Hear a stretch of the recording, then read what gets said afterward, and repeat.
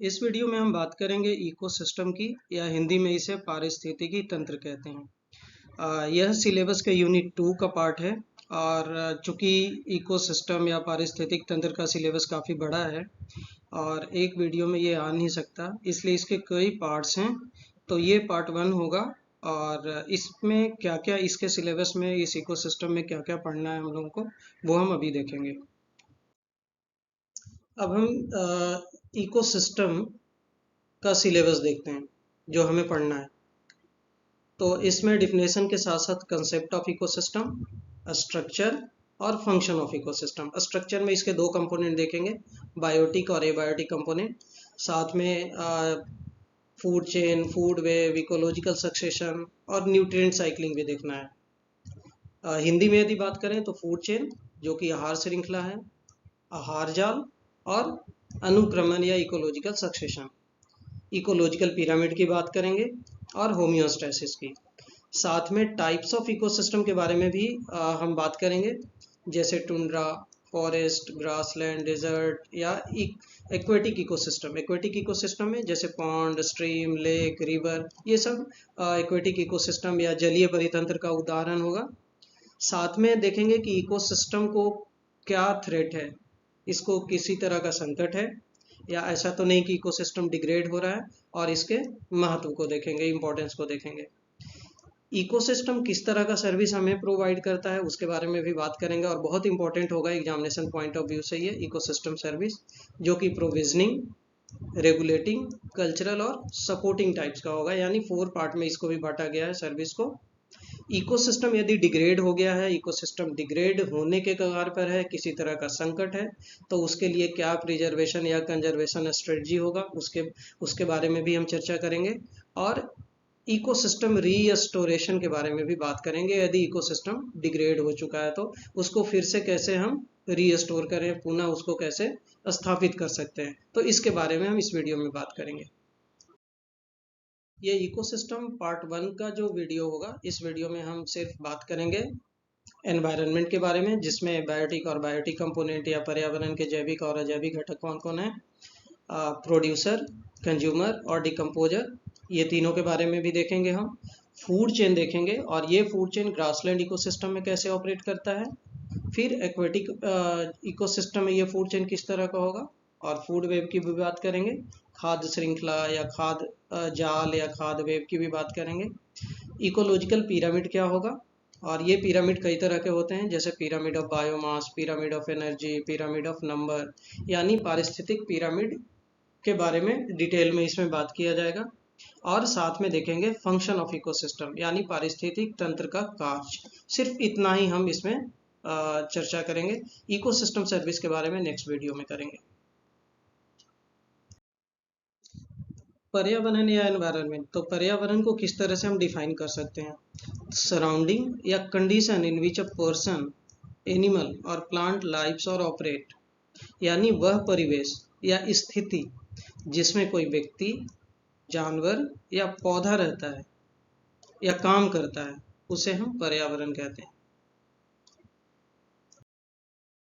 यदि इसको दूसरे तरीके से देखें तो यह भी हो सकता है कि sum total of all biotic, biotic means जैविक या living, and abiotic means non living, जो कि निर्जीव हैं, वो फैक्टर जो कि निर्जीव हैं, जिनमें कोई जीव का लक्षण नहीं है, that surround and potentially influences an organism is known as environment। यानी कि वैसे सभी जैविक और अजैविक कारक जो एक जीव को घेरते हैं और उसको संभावित रूप से प्रभावित करते हैं, उसे हम पर्यावरण कहेंगे। यह पर्यावरण यानी the environment varies from place to place, एक स्थान से दूसरे स्थान तक यह जो है वो भिन्न होता है। ऐसा इसलिए होता है due to variations in the climate, soil type and topography, यानी कि जलवायु जो है, मिट्टी के प्रकार और स्थलकृति में भिन्नता के कारण पर्यावरण एक स्थान से दूसरे स्थान पर भिन्न होता है। यही मेन रीजन है। तो इसको यदि ध्यान में रखा जाए तो सबसे बढ़िया डिफिनेशन यही है कि sum total of all biotic and abiotic factors that surround and potentially influences an organism is known as environment. अब हम बात करते हैं बायोटिक कम्युनिटी की, या इसको कहते हैं जैविक समुदाय हिंदी में। बहुत इंपॉर्टेंट है एग्जामिनेशन पॉइंट ऑफ व्यू से, very short answer type question पूछा जाता है इसमें। तो इसको ऐसे डिफाइन करते हैं कि इट इज एन असेंबलीज और grouping of populations of plants, animals, micro organisms, bacteria and fungus that live in an area and interact with each other. यानी पौधों, जानवरों, बैक्टीरिया और कवक की आबादी का यह एक समूह या संयोजन है जो एक क्षेत्र में रहते हैं और एक दूसरे के ऊपर परस्पर प्रभाव डालते हैं। उसे ही हम जैविक समुदाय कहते हैं, या बायोटिक कम्युनिटी या बायोलॉजिकल कम्युनिटी कहते हैं। जैविक समुदाय में विशिष्ट प्रजातियों का संगठन और संरचना होता है। अब हम बात करते हैं इकोसिस्टम की या पारिस्थितिक तंत्र की। तो इसको ऐसे डिफाइन करेंगे कि it is composed of a biological community या biotic community integrated with its physical environment through exchange of energy and recycling of nutrient।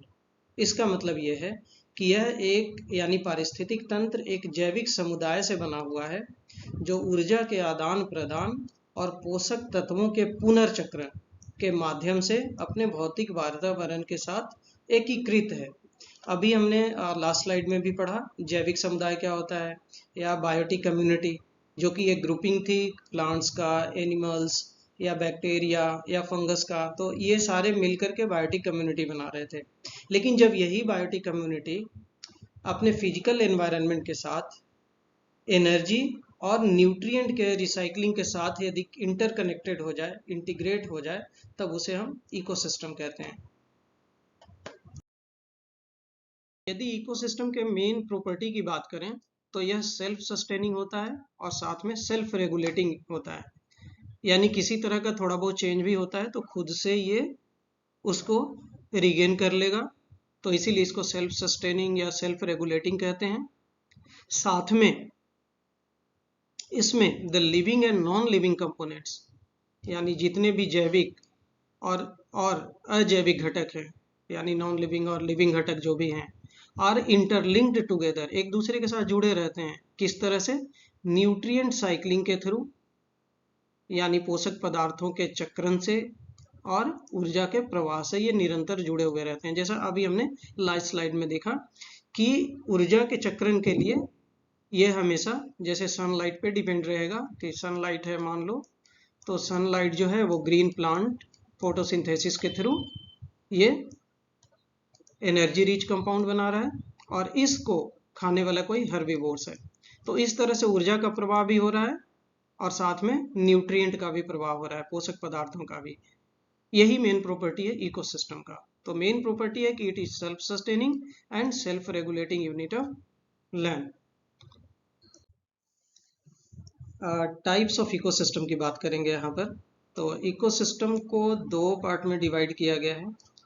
पहला जो है वो टेरेस्ट्रियल इकोसिस्टम होगा और दूसरा जो है वो एक्वेटिक इकोसिस्टम, यानी पारिस्थितिक तंत्र दो तरह के होंगे। एक जो है ये स्थलीय होगा और दूसरा जलीय पारिस्थितिक तंत्र। तो स्थलीय पारिस्थितिक तंत्र का एग्जाम्पल है जैसे फॉरेस्ट या ग्रासलैंड इकोसिस्टम, और जो जलीय पारिस्थितिक तंत्र है उसको फिर से दो भागों में डिवाइड किया गया है।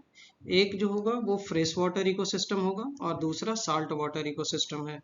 तो फ्रेश वाटर इकोसिस्टम या मीठे जल का पारिस्थितिक तंत्र, और जबकि साल्ट वाटर मतलब खारे जल का पारिस्थितिक तंत्र। तो मीठे जल के पारिस्थितिक तंत्र का एग्जाम्पल जो है फ्रेश वाटर इकोसिस्टम का वो है पॉन्ड्स, लेक या स्ट्रीम, यानी झील, झरना या तालाब, ये सब मीठे जल का पारिस्थितिक तंत्र है।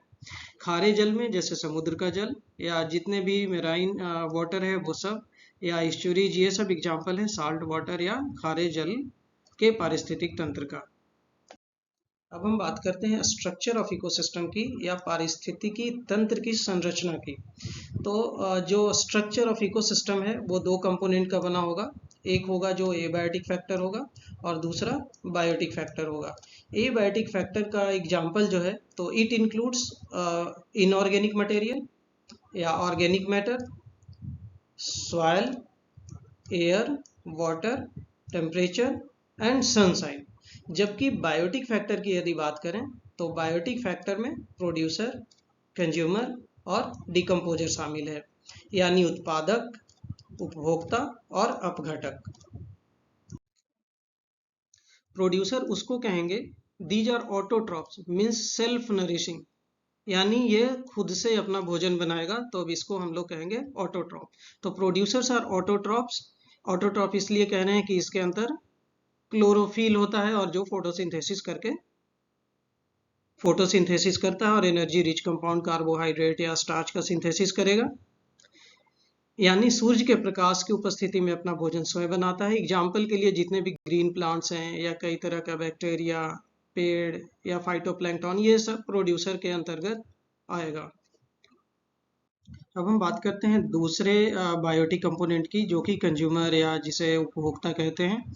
तो उपभोक्ता जो है वो हेट्रोट्रॉपिक ऑर्गेनिज्म होता है, मतलब ये अपना फूड खुद सिंथेसाइज नहीं करता और किसी दूसरे पर डिपेंड रहता है अपने न्यूट्रिशन के लिए, अपने पोषण के लिए। तो ये 3 टाइप्स के होते हैं।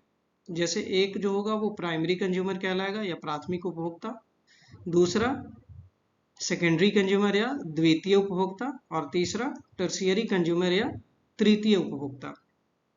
प्राइमरी कंज्यूमर की अब हम बात करते हैं। तो प्राइमरी कंज्यूमर या प्राथमिक उपभोक्ता वैसा उपभोक्ता होगा who derives their nutrition by eating plants, यानी जो हरे भरे पौधे हैं या जो पौधे को खा करके अपना पोषण प्राप्त करते हैं, उसे प्राथमिक उपभोक्ता कहते हैं। यानी इसके अंदर जो भी ऑर्गेनिज्म होगा वो हर्बीवोर्स होगा।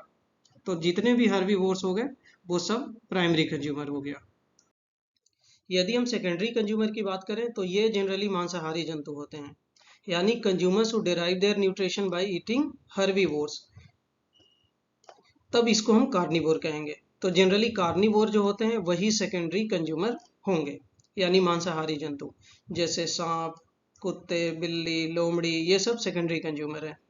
उसी तरह से एक टर्शियरी कंज्यूमर होगा या तृतीय उपभोक्ता होगा। इसमें जैसे शेर, बाघ, तेंदुए या ये इस तरह के जो भी एनिमल्स हैं वो आते हैं, जिनको टर्शियरी कंज्यूमर कहते हैं। क्योंकि टर्शियरी कंज्यूमर को हम टॉप कंज्यूमर भी कहते हैं, और ऐसा इसलिए कि इसको कोई नहीं खा सकता, लेकिन ये अपने से नीचे वाले कार्निवोर को भी खा सकते हैं, हर्बीवोर्स को भी खा सकते हैं, लेकिन कार्निवोर्स को भी खा सकते हैं।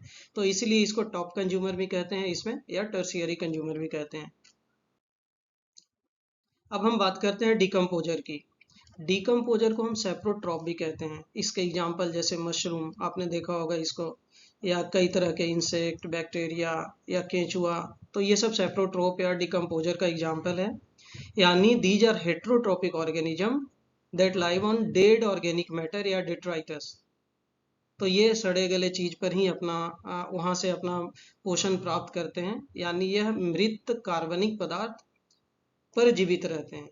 इनके शरीर से एक विशेष तरह का एंजाइम निकलता है जो कि डेड ऑर्गेनिक मैटर को या मृत पौधे या जानवरों के अपघटन में मदद करते हैं, उसको डीके और डिकम्पोजिशन कर देते हैं, और उससे इनका अपना न्यूट्रिशन मिल जाता है। जिसके एग्जाम्पल जैसे कई तरह के बैक्टीरिया या फंगस, इंसेक्ट, अर्थवॉर्म, ये सारा एग्जाम्पल है डिकम्पोजर का।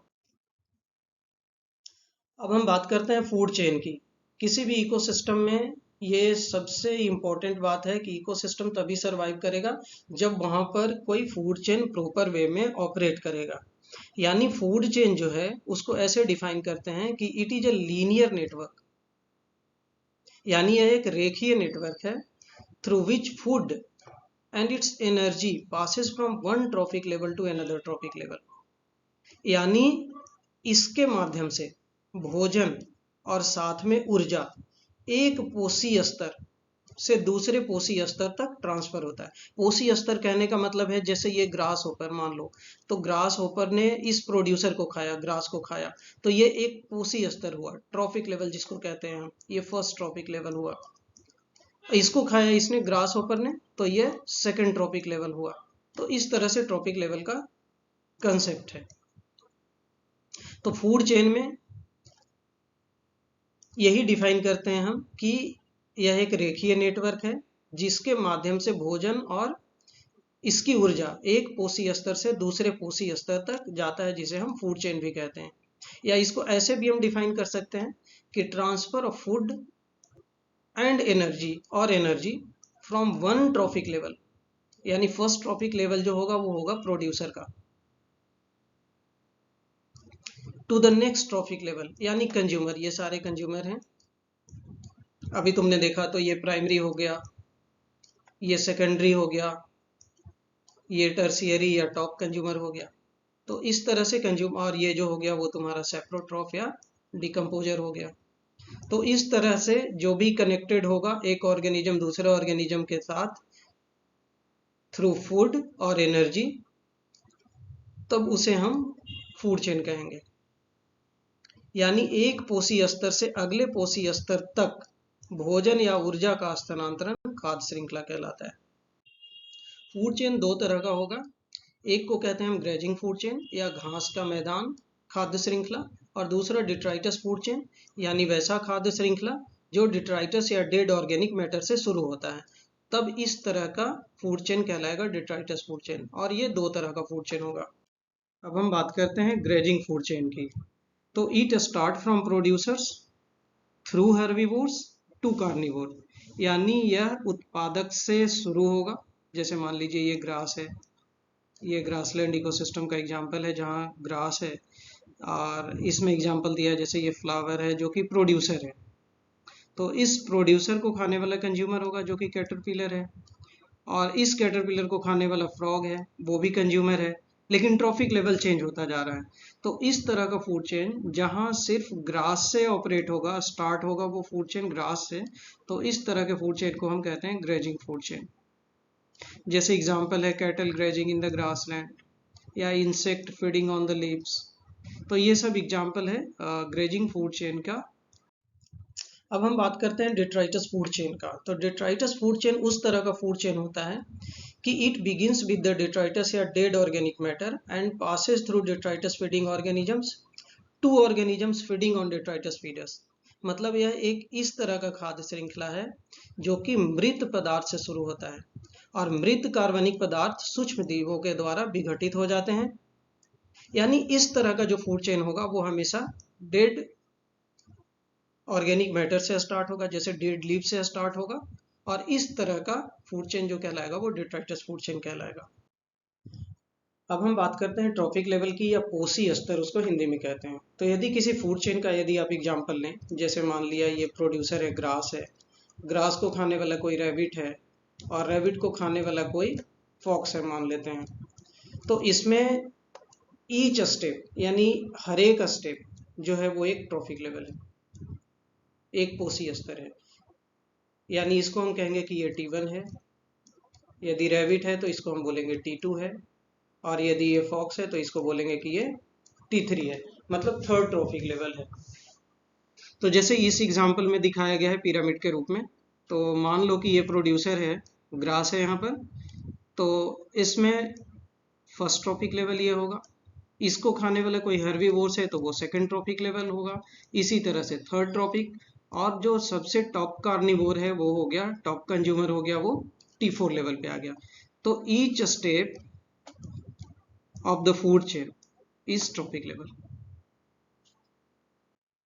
अब हम बात करते हैं वैसे फूड चेन की, आहार श्रृंखला की, जो कि एक्वेटिक या जलीय पारिस्थितिक तंत्र में ऑपरेट होता है। तो जलीय परितंत्र जो होगा या जो एक्वेटिक इकोसिस्टम होगा, वहां पर जो मेन प्रोड्यूसर होगा वो फाइटोप्लैंक्टन होगा। इसको फाइटोप्लैंक्टन हम लोग कहते हैं। तो ये प्रोड्यूसर है, और इसको खाने वाला जूप्लैंक्टन होगा। यानी सबसे पहले जो फाइटोप्लैंक्टन को, प्रोड्यूसर को खाएगा वो होगा हर्बीवोर्स, और वो होगा जूप्लैंक्टन। जूप्लैंक्टन को खाने वाला स्मॉल फिश, और इसी तरह से ये फूड चेन ऑपरेट होता है, और बाद में इसको कोई बड़ा सा फिश इसको खाएगा या लार्ज शार्क फिश खाएगी।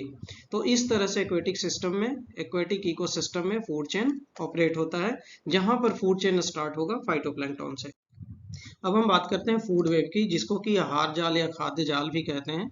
तो फूड वेब क्या होता है कि it is interconnected matrix of the food chain which is known as food web. यानी बहुत सारे फूड चेन आपस में इंटरकनेक्ट होकर के एक वेव जैसा स्ट्रक्चर बनाते हैं, जिसको कि फूड वेव कहेंगे। यानी कई खाद्य श्रृंखला आपस में जुड़ जाएंगे और एक बिल्कुल जाल जैसी संरचना बनाते हैं, और उस संरचना को ही हम लोग कहते हैं फूड वेव। जैसे मान लो ग्रास का एग्जांपल ले लो, ये प्रोड्यूसर है, तो इस प्रोड्यूसर को खाने के लिए यहाँ रैबिट भी है जो कि हर्बीवोर्स है, यहाँ ग्रास होपर भी है जो कि हर्बीवोर्स है, और इस ग्रास को खाने वाला है। यानी देखो कि एक ही प्रोड्यूसर को दो लोग खा रहे हैं इसमें, यदि हम ग्रासलैंड इकोसिस्टम की बात करें तो। इस रैबिट को खा गया फॉक्स, और इस ग्रास ऊपर को खाने वाला बर्ड है, लेकिन बर्ड्स को भी खाने के लिए यहाँ पर फॉक्स रेडी है। तो इस तरह से ये जो इंटर कनेक्शन जो बन रहा है एक दूसरे के साथ, कई फूड चेन आपस में इंटरकनेक्टेड हैं, तो इसी को हम लोग कहते हैं फूड वेव। यानी फूड वेव कुछ नहीं, बस ये interconnected matrix of food chain है। अब हम बात करते हैं इकोलॉजिकल पिरामिड की, या पारिस्थितिक पिरामिड, यानी पारिस्थितिक तंत्र में किस तरह से पिरामिड का निर्माण होगा। तो जैसा हमने अभी बात किया था थोड़ी देर पहले लास्ट स्लाइड में, कि कोई भी फूड चेन, जैसे मान लो फूड चेन में यहाँ पर प्रोड्यूसर है, ये प्रोड्यूसर को कोई खा रहा है रैबिट, रैबिट को खाने वाला मान लिया ये फॉक्स है। तो इस तरह का यदि मान लो कोई फूड चेन है, तो इसको तुम चाहते हो कि फूड चेन को हम पिरामिड के स्ट्रक्चर के रूप में दिखाएं। तो पिरामिड जैसे ये ट्राइंगुलर स्ट्रक्चर के रूप में इसको हम दिखाते हैं, 2 डायमेंशनल स्ट्रक्चर। इसमें यदि इस तरह से हम फूड चेन को दिखा दें, जिसमें हर एक स्टेप जो है वो ट्रॉफिक लेवल कहलाए। मतलब मान लो ये प्रोड्यूसर है, तो प्रोड्यूसर को कहाँ रखना है, यदि ये हर्बीवोर्स है तो उसको कहाँ हम रखेंगे, यदि ये कार्निवोर है तो उसको कहाँ रखेंगे। तो इस तरह से यदि हम ग्राफिकल वे में यदि दिखाते हैं फूड चेन को, तब उसको हम कहते हैं इकोलॉजिकल पिरामिड या पारिस्थितिक पिरामिड, जो कि लास्ट स्लाइड में भी हमने देखा इस केस में। यानी it is a graphical representation of different trophic level in a food chain in the form of pyramid. तो जैसे producer, herbivores, carnivores. Ecological pyramid को हम नंबर के रूप में भी दिखा सकते हैं। जैसे मान लिया जाए एक एग्जांपल के लिए, ये पिरामिड हम बना रहे हैं, इस पिरामिड में यदि हम देखें तो यहाँ पर प्रोड्यूसर है ये, जो कि ट्रॉफिक लेवल 1 होगा। इस प्रोड्यूसर में यदि ग्रास देखें तो ग्रास का नंबर बहुत ज़्यादा होता है किसी भी ग्रासलैंड इकोसिस्टम में। इस ग्रास को खाने वाले मान लो ये रैबिट है, तो रैबिट का नंबर ग्रास से भी कम होगा, जो कि सेकंड ट्रॉफिक लेवल होगा। और इस रैबिट को खाने के लिए वहां पर जो भी फॉक्स होगा उसके नंबर कंपैरेटिवली कम होंगे। तो इस तरह से यदि हम नंबर वाइज दिखाते हैं फूड चेन के जो भी स्टेप हैं उनको नंबर के रूप में, तब ये इकोलॉजिकल पिरामिड में पिरामिड ऑफ नंबर कहलाएगा।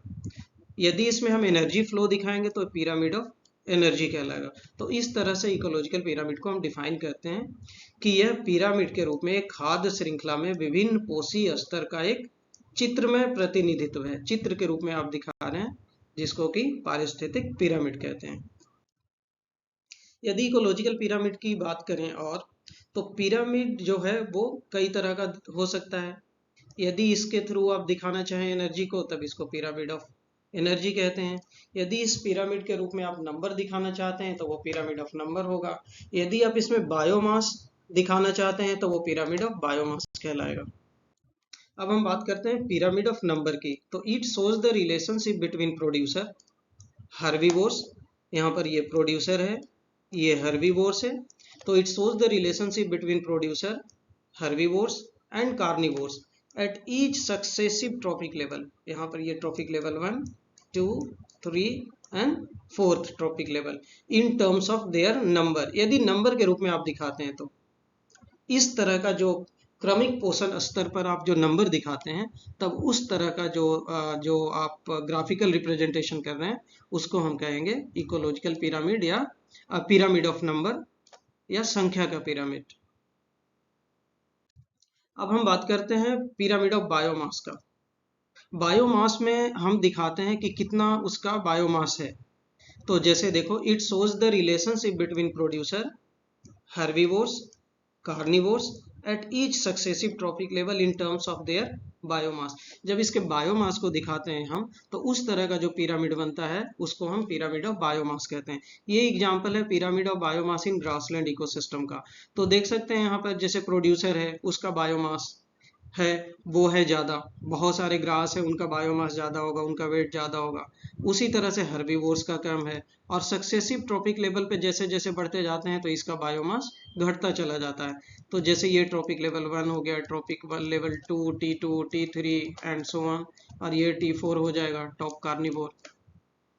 तो यदि इसमें हम बायोमास दिखा रहे हैं तो यह पिरामिड ऑफ बायोमास है। यदि इसी में हम यदि दिखाते अभी जैसा लास्ट स्लाइड में देखा नंबर, तो ये पिरामिड ऑफ नंबर है। तो पिरामिड ऑफ नंबर हो चाहे पिरामिड ऑफ बायोमास हो, ग्रासलैंड इकोसिस्टम में ये दिख रहा है अपराइट। इस तरह के पोजीशन को हम अपराइट कहते हैं। लेकिन पिरामिड ऑफ बायोमास यदि पॉन्ड इकोसिस्टम में दिखाएं या किसी भी एक्वेटिक इकोसिस्टम दिखाएं, तो उसमें पिरामिड ऑफ बायोमास जो होता है वो होता है इन्वर्टेड। इसको हमेशा याद रखना है, ये इंपॉर्टेंट क्वेश्चन होगा किसी भी एग्जाम के लिए। तो इस तरह का जो पिरामिड कहलाएगा इन्वर्टेड पिरामिड।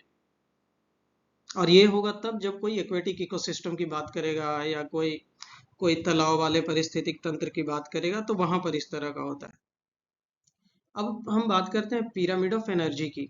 यानी एनर्जी को जब आप पिरामिड के रूप में दिखाएंगे, यानी it shows the relationship between producer, herbivores, carnivores at each successive level in terms of their energy. Energy का फ्लो यदि आप दिखाएंगे इसको पिरामिड के स्ट्रक्चर के रूप में, तब इसको हम कहेंगे पिरामिड ऑफ एनर्जी। यानी इसमें उत्पादक, शाकाहारी, मांसाहारी के बीच में लगातार पोषण स्तर पर इसके बीच में संबंध दिखाता है।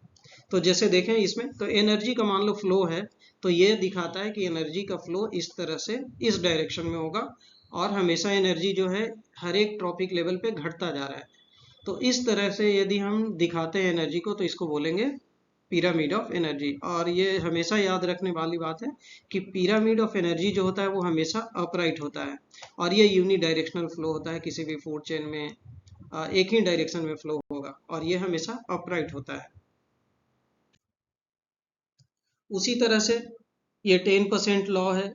तो 10% लॉ यही कहता है कि किसी भी खाद्य श्रृंखला में ऊर्जा का स्थानांतरण एक पोषी स्तर से दूसरे पोषी स्तर तक होता है, और सिर्फ 10% ऊर्जा का ही स्थानांतरण एक ट्रॉफिक लेवल से दूसरे ट्रॉफिक लेवल तक होता है, और इसी को 10% लॉ कहते हैं। अब हम बात करते हैं फंक्शन की, कि इकोसिस्टम का आपने अभी अब तक देखा कि स्ट्रक्चर क्या है। तो स्ट्रक्चर में हमने देखा कि बायोटिक और एबायोटिक कंपोनेंट थे। बायोटिक कंपोनेंट में प्रोड्यूसर था, कंज्यूमर और डिकम्पोजर, ये सारे थे। अब हम इसके फंक्शन को देखते हैं। तो एक पारिस्थितिक तंत्र का क्या कार्य है। तो किसी भी इकोसिस्टम में प्रोड्यूसर जो होगा वो फोटोसिंथेसिस का काम करेगा और फूड का सिंथेसिस करेगा। साथ में जो हर्बीवोर्स होगा जो कि प्रोड्यूसर को खाएगा, तो हर्बीवोर्स का काम ये रहेगा कि वो मांसाहारियों के लिए भोजन का काम करेगा। साथ में it maintain productivity and energy flow. जैसा कि आपने अभी देखा कि भाई हमेशा एनर्जी का फ्लो होगा, वो भी यूनि डायरेक्शनल फ्लो होगा, और एनर्जी फ्लो होना बहुत जरूरी है। सिर्फ 10% एनर्जी ही ट्रांसफर होगा। It also maintain the diversity. Diversity का मतलब है कि यह विविधता बना करके रखता है जीवों के बीच में। तरह तरह के जीव होंगे, उनके बीच में एनर्जी का फ्लो होगा, और वो तभी सरवाइव कर पाएंगे और इकोसिस्टम बैलेंस रहेगा। अर्थात जीवों के बीच में अंतर संबंध को भी बना करके रखता है। It helps in nutrient cycling. साथ में यह पोषक तत्वों के चक्रण में मदद करता है। जैसे मान लो कि किसी कार्बन, जैसे आपने बायोजियो केमिकल साइकिल, तो वो बाद में हम देखेंगे, तो बायोजियो केमिकल साइकिल को मेंटेन करने में भी यह मदद करता है। Development and stabilization of the ecosystem. इसमें एक जो अभी कंपोनेंट देखा तुमने कि वो है डिकम्पोजर। तो डिकम्पोजर के बगैर तो कोई भी डेड जो भी लीफ है या डेड एनिमल्स है, प्लांट्स है, उसका तो डिग्रेडेशन ही नहीं होगा और न्यूट्रिएंट ही नहीं रिलीज होगा। तो इसीलिए decomposer carry out the function of breaking down complex organic material into simpler product which can be used by the producer again. तो इस तरह से जटिल कार्बनिक पदार्थ का सरल पदार्थ में तोड़ने का काम डिकम्पोजर करते हैं, या विघटित करने वाले जीव, जिसको कि हम डिकम्पोजर कहते हैं। ऊर्जा का फ्लो, यह हमेशा ऊर्जा का फ्लो मेंटेन करके रखता है। जो कार्य है इकोसिस्टम का, उसमें यदि हम देखें तो बहुत ही इंपॉर्टेंट फंक्शन है। फूड चेन को मेंटेन करता है, डाइवर्सिटी मेंटेन करके रखता है, जैव विविधता के बीच में अंतर संबंध बना करके रखता है। साथ में न्यूट्रिएंट साइक्लिंग में मदद करता है। यानी पोषक पदार्थों के चक्रण में जैव भू रासायनिक चक्र को ये मेंटेन करता है, और इकोलॉजिकल सक्सेशन को, जिसको कि अनुक्रमण कहते हैं, और इसको हम बाद में देखेंगे, आने वाले वीडियो में देखेंगे कि इकोलॉजिकल सक्सेशन होता क्या है। तो नेक्स्ट जो स्लाइड होगा, आगे वाले जो वीडियो होगा, उसमें हम ये देखेंगे इकोसिस्टम के टाइप्स, जैसे नेचुरल, आर्टिफिशियल, एक्वेटिक और टेरेस्ट्रियल इकोसिस्टम। अभी तक हमने यहाँ पे सिर्फ नाम देखा, अब इसके बारे में हम डिटेल में पढ़ेंगे। आने वाला जो वीडियो होगा वो इकोसिस्टम पार्ट 2 के नाम से होगा।